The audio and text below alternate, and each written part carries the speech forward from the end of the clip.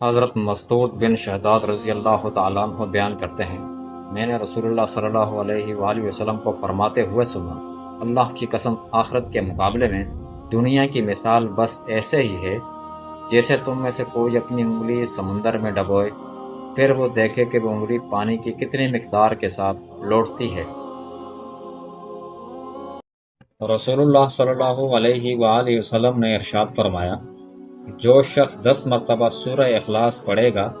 اللہ جنت میں اس کا محل تعمیر کرے گا۔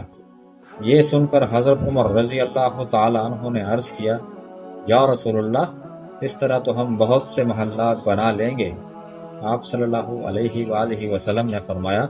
اللہ بڑی کثرت والا اور بہت عمدگی والا ہے۔ نبی کریم صلی اللہ علیہ وآلہ وسلم نے فرمایا، صلہ رحمی کرنے والا وہ نہیں ہے